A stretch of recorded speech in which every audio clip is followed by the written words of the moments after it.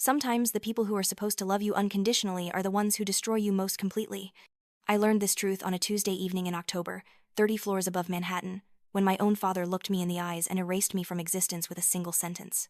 My name is Sophia Montgomery, and this is the story of how I lost everything I thought mattered, only to discover what actually did.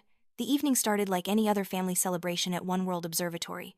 My brother Harrison had chosen this place to announce his engagement to Vivian Ashworth, daughter of the Ashworth banking dynasty. As the founder of Montgomery Holdings, a real estate empire that had shaped Manhattan's skyline for generations, Father treated every gathering as a potential business transaction.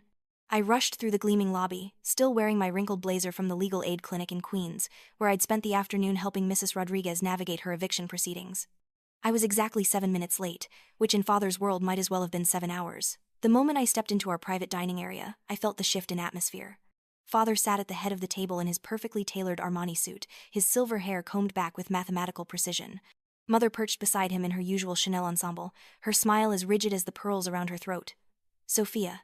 Father's voice cut through the ambient conversation like a blade. How thoughtful of you to grace us with your presence.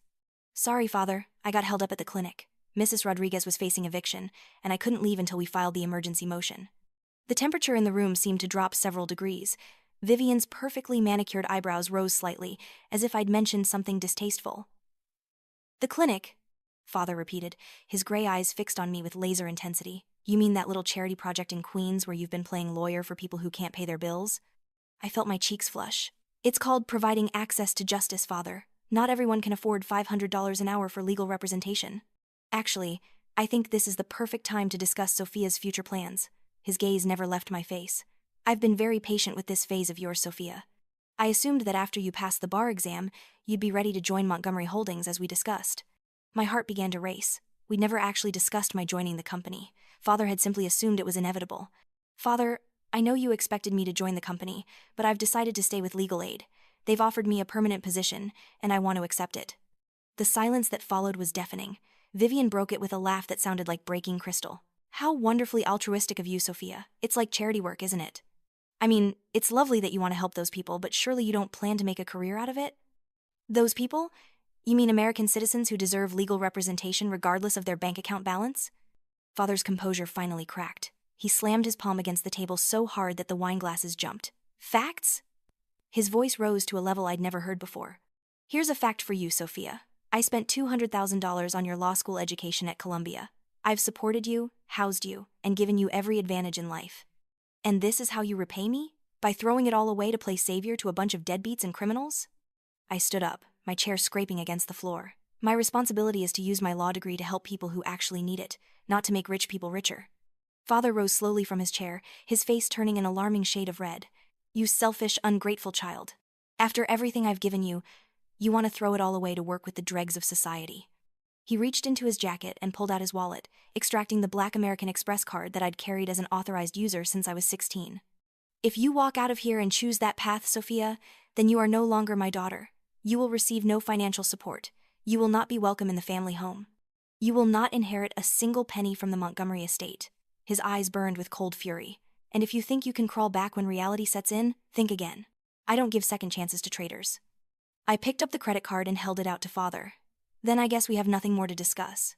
He took the card without a word, then gestured to someone behind me. 2 security guards approached our table, their expressions professionally neutral but their intent unmistakable. Escort Miss Montgomery out, Father said. She is no longer welcome here. The next few hours passed in a blur of disbelief and mounting panic. I returned to my apartment on the Upper West Side, only to find that my key no longer worked. The doorman handed me a manila envelope containing my personal items and a letter from Mother. Sophia, your father's decision is final. Please don't make this more difficult than it needs to be. I spent that first night in my car, parked in a 24-hour garage near Columbus Circle. Around 3 a.m, I called Sarah Chen, my study partner from Columbia Law School. Sarah lived in a studio apartment in Astoria, Queens. When she opened the door at 4 a.m, she immediately poured 2 glasses of wine and cleared space on her couch. So, what's the plan? Sarah asked. I don't know, I admitted. I've never been on my own before. What about the legal aid job? My stomach dropped. I'm supposed to start Monday. But with this whole thing becoming public, legal aid depends on donations. If Father decides to make things difficult for them, they might decide I'm not worth the trouble. The next morning, I called legal aid and spoke with Maria Santos, the director. Sophia, I saw the news story this morning, she said. You stood up to one of the most powerful real estate developers in the city to do the right thing. That's exactly the kind of lawyer we need. Relief flooded through me. Yes, absolutely, more interested than ever. The legal aid office occupied 2 floors of an aging building in Long Island City. Maria's office was cramped but organized. Before we talk about the job, she said, I need to know that you understand what your life is going to look like now. Legal aid attorneys make $42,000 a year. Most have roommates or work second jobs to make ends meet. I'm sure, I said, and meant it. Finding a place to live on my new budget was challenging. After 3 days of searching, we found a studio apartment in Jackson Heights on the 4th floor with no elevator. The rent was $800 a month, but I needed $2,400 for deposits. I sold my BMW to a used car dealership in Queens for $12,000. Walking away from that dealership without my car felt like another small death, but taking the bus back to Sarah's apartment, I realized there was something oddly liberating about that anonymity. My first day at Legal Aid began with a staff meeting in a conference room with scarred furniture and reused styrofoam cups. My supervisor, James Chen, handed me my first case, the Hernandez family facing eviction in Elmhurst. The landlord claims they haven't paid rent, but they have receipts showing otherwise. He explained, Mrs. Hernandez was a tiny woman with silver hair who clutched a manila envelope full of rent receipts. Through her granddaughter Elena, she explained that the new landlord claimed they owed 3 months of back rent despite the receipts proving otherwise. I called the landlord's attorney, Davidson, who worked for one of the big corporate firms. His tone was condescending from the first sentence. Miss Montgomery, perhaps you're not familiar with how these cases typically resolve. These people are clearly in over their heads financially. The casual dismissal ignited something fierce in my chest. Mr. Davidson, your client's case is built on fraudulent documentation. If you proceed with this eviction, I'll not only fight it in court, I'll file complaints with the State Attorney General's office and contact reporters who specialize in landlord abuse cases. Davidson called back within a week to say his client had discovered an error in their accounting and would be dropping the eviction proceedings.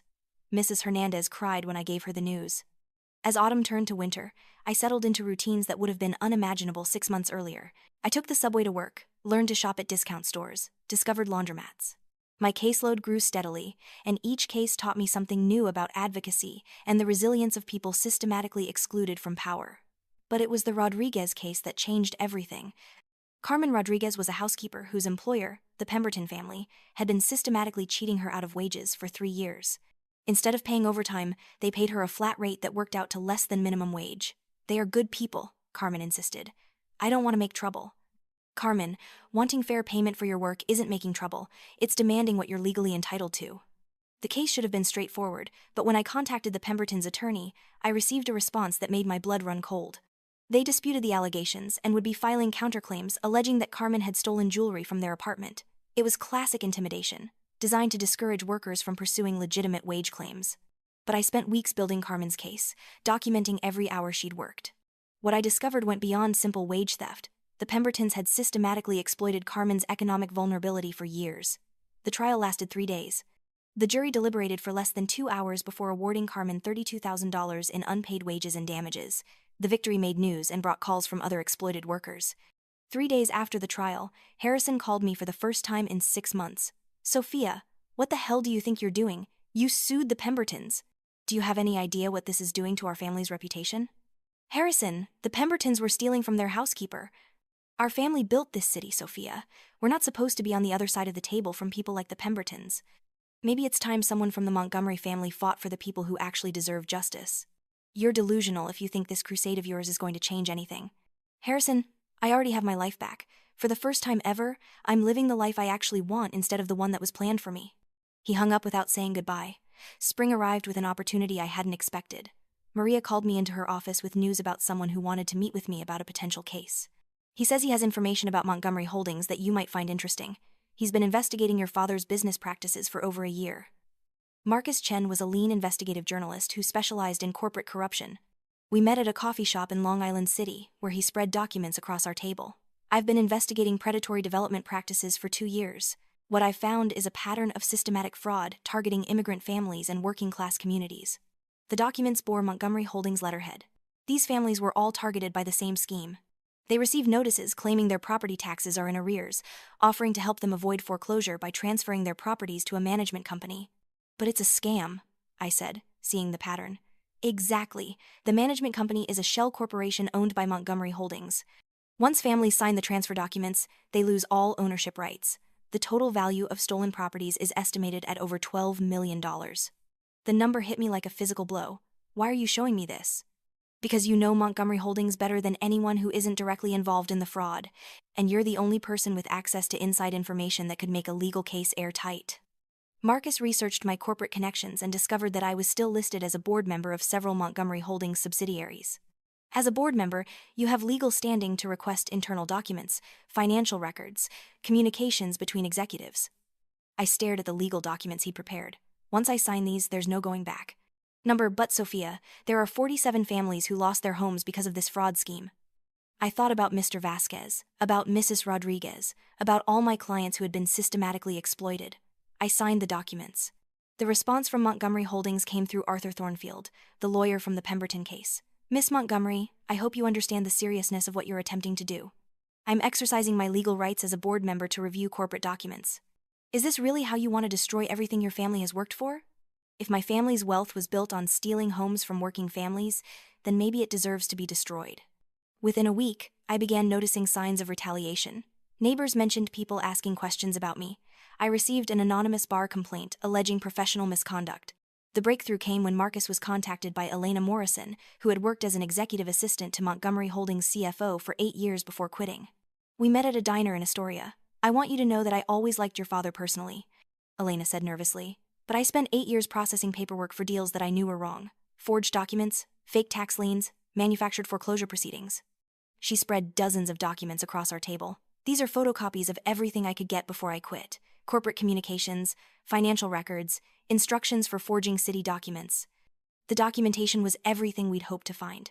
There were explicit instructions for creating fraudulent tax liens, correspondence with corrupt officials, and financial records showing exactly how much money Montgomery Holdings had made from each stolen home. Over the next month, Marcus and I worked 18-hour days building the most comprehensive fraud case I'd ever seen. We traced every stolen property, documented every forged document, followed the money trail. The scope was staggering. Montgomery Holdings had stolen over $15 million worth of property from working families over 5 years. But the deeper I dug, the more I understood that this hadn't been a recent development. The company had been engaging in systematic exploitation for decades, always targeting vulnerable people unlikely to fight back effectively. I called Father one Thursday evening to tell him what was about to happen. Sophia. His voice was cold but controlled. I understand you've been making inquiries about Montgomery Holdings. I've been investigating systematic fraud, Father. I see that your time with legal aid has given you a taste for dramatic language. What exactly do you think you've discovered? I've discovered that Montgomery Holdings has stolen over $15 million worth of property from working families through fraudulent tax liens and forged legal documents.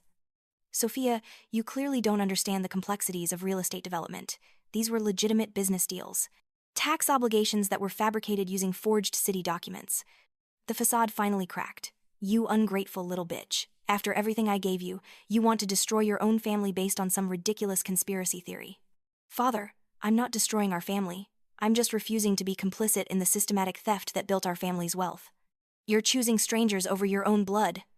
Without Montgomery Holdings, I am just another lawyer working for people who need help. And I'm happier being nobody with a clear conscience than I ever was being somebody whose wealth came from other people's misery. When Father spoke again, his voice was barely above a whisper but somehow more threatening. If you do this, I will destroy you. I will make sure you never work as a lawyer in this city again. I'd rather be unemployed and poor than wealthy and complicit in stealing from people who actually work for their money. I hung up, my hands shaking with adrenaline and strange relief. The FBI meeting took place in Federal Plaza. After a 4-hour briefing, one agent asked, "You understand that your father will almost certainly face federal charges?" "I understand that." "And you're prepared to testify against your own father if this case goes to trial?" I thought about Mr. Vasquez, about all the families who had lost their homes to Montgomery Holdings' fraud scheme. Yes, I'm prepared to testify. The federal investigation moved quickly. Search warrants were executed simultaneously at Montgomery Holdings' offices and related properties. Father was arrested at his office on a Wednesday morning in June, led out in handcuffs while news cameras captured every moment. The media coverage was intense. I became a reluctant public figure, hounded by reporters wanting to know why I had chosen to expose my family's crimes. "But he's your father," one reporter pressed. "Didn't you feel any loyalty to the man who raised you?" I felt loyalty to the principles he claimed to have taught me. When I learned his success came from stealing from hardworking people, I had to choose between loyalty to him and loyalty to those principles. The trial lasted 3 months. Father hired the best criminal defense attorneys, but the evidence was overwhelming. Elena Morrison's testimony was devastating. My corporate records proved insider knowledge, and financial evidence showed exactly how much money Montgomery Holdings had made from each stolen property. I testified for 2 days, laying out the evidence methodically. It was one of the hardest things I'd ever done, but also one of the most necessary. Father was convicted on all charges and sentenced to 12 years in federal prison. Montgomery Holdings was forced to pay over $20 million in restitution to victimized families. In the aftermath, I struggled with depression, despite knowing I'd done the right thing. I took a leave of absence from legal aid and spent months in therapy, processing the complex grief of losing a family that had never really existed as I'd believed. My mother reached out 6 months after Father's sentencing. She had filed for divorce and was living in a small Upper West Side apartment. "I don't understand what you did, Sophia," she said over coffee. "But I'm proud of you for having the courage to do what you thought was right." It wasn't forgiveness, exactly, but it was a start. I returned to legal aid with renewed purpose and deeper understanding of the systematic inequalities I was fighting.